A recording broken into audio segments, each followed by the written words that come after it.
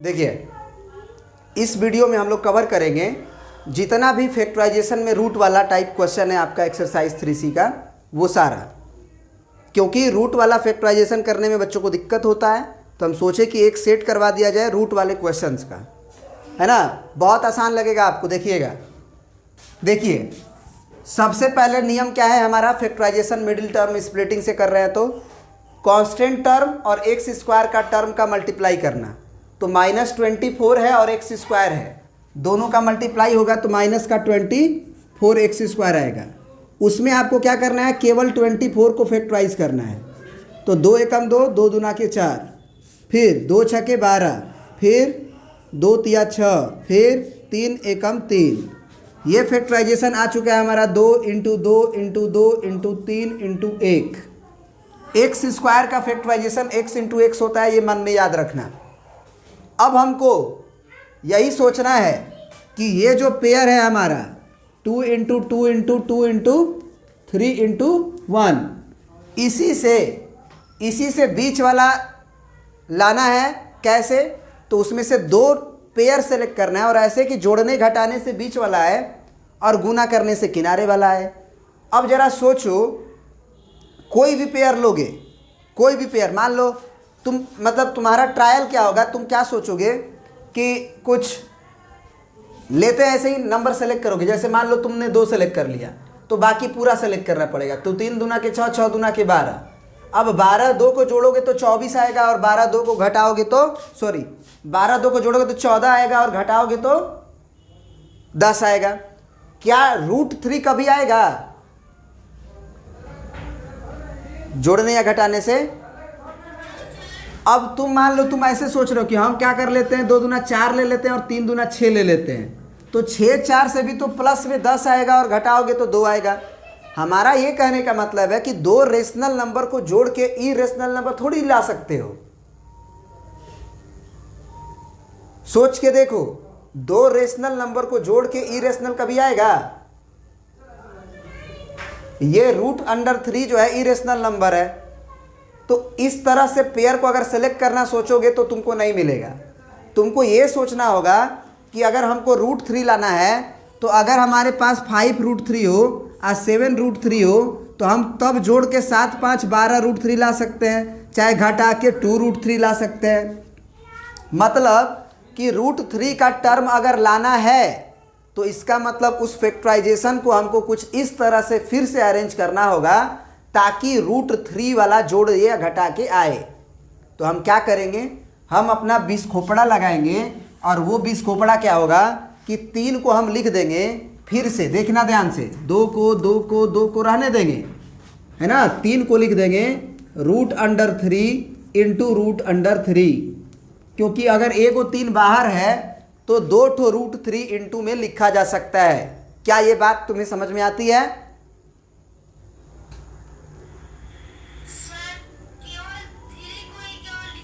क्योंकि हमको √3 का टर्म को जनरेट करना है, 2 का रूट नहीं लेंगे क्योंकि 2 का रूट नहीं लाना है हमें।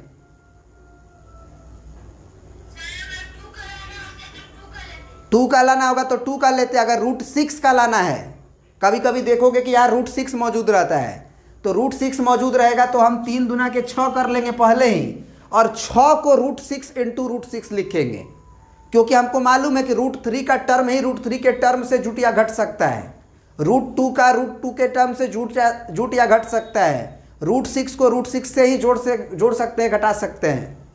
याद रहेगा ये बात? अब √3 बन गया तो √3 को जैसे हम लोग एक ठो x करते थे, उसी तरह से एक ठो में √3 को डालेंगे और दूसरे में एगो √3 को डालेंगे। तो मान लो हम क्या करते हैं कि इस 2 को और √3 को एक साथ कर लेते हैं। ऐसे ही हम सोचे तो 2 √3 अगर हो गया तो कोई भी छोड़ना नहीं है, तो बाकी क्या क्या बचा? तो 2 दूना के 4 बचा और 4 √3 बचा, क्योंकि 4 का √3 में गुना होगा तो 4 √3 होगा। अब सोचो कि 4 √3 और 2 √3 से क्या हम 2 √3 ला सकते हैं? तो जवाब आया हाँ, ला सकते हैं। कैसे? तो 4 को √3 में से 2 को √3 घट जाएगा तो नहीं आ जाएगा 2 को √3। √3 को मैंगो की तरह ट्रीट करो। √3 मैंगो है तो 2 गो मैंगो यहाँ है और 4 गो मैंगो यहाँ है। तो अगर 2 गो मैंगो में से 4 गो मैंगो घटा दोगे, चाहे 4 गो मैंगो में से 2 गो मैंगो घटा दोगे तो 2 गो मैंगो बचेगा। हमको 2 √3 चाहिए। अब तुम ये सोचो कि किस में प्लस करें और किस में माइनस करें।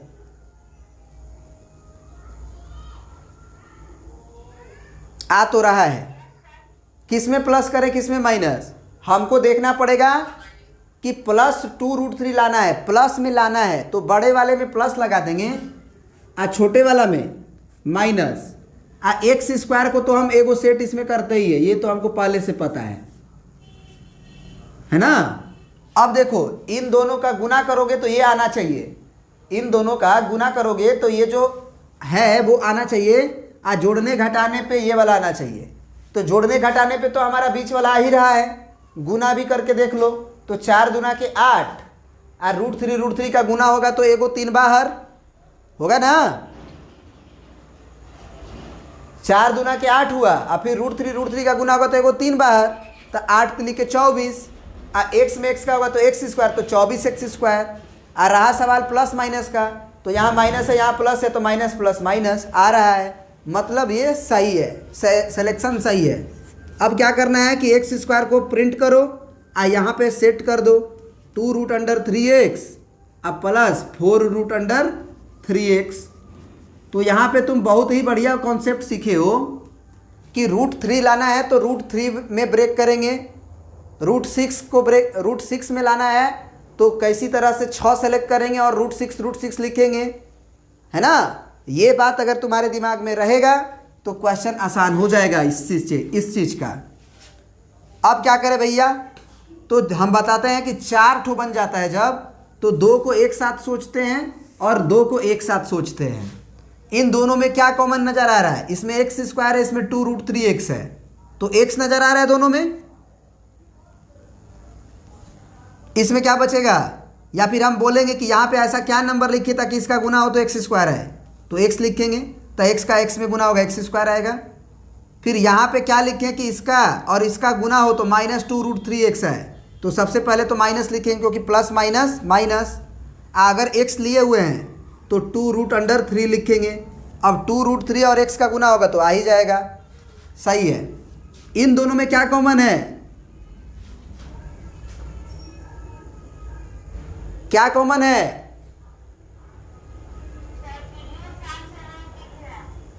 चार कॉमन है ना दोनों में। 4 के साथ साथ बच्चा जो है सोचता है कि √3 कॉमन नहीं है, √3 भी कॉमन है, √3 भी कॉमन है। कैसे कैसे, तो तुम जो है ये जो फैक्टराइजेशन किए थे, ध्यान से सुनना, बहुत कॉन्सेप्चुअल बात है। ये जो फैक्टराइजेशन किए थे वो किसका था, 24 का ही ना था।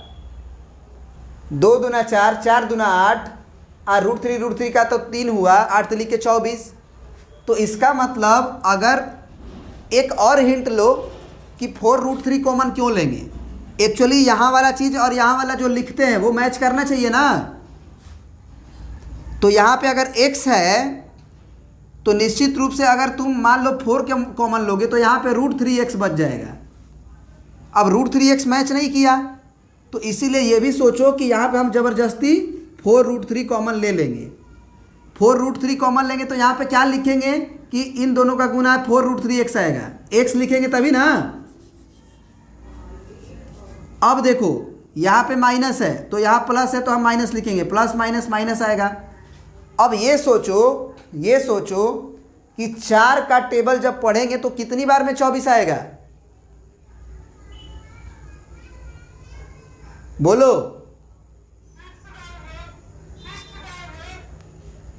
4 6 के 24, 6 आया। अब यहाँ पे देखो ये 4 तुम्हारा कॉमन था, तो 4 तुम्हारा कॉमन था तो इधर क्या बचा, देखो ध्यान से, √3 भी तुम कॉमन लिए हो। 4 और √3 कॉमन लिए हो अगर, तो तुम्हारा 2√3 बचेगा यहाँ पे। और अगर ज़्यादा समझ में ना आए तो तुम क्या कर लो कि यहाँ पे x - 2√3 है, यहाँ पे x - 2√3 लिख दो।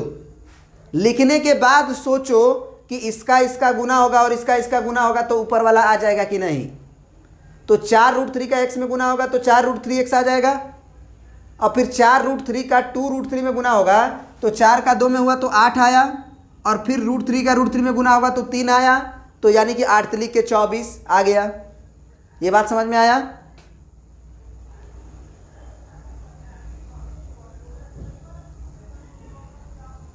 बोलो।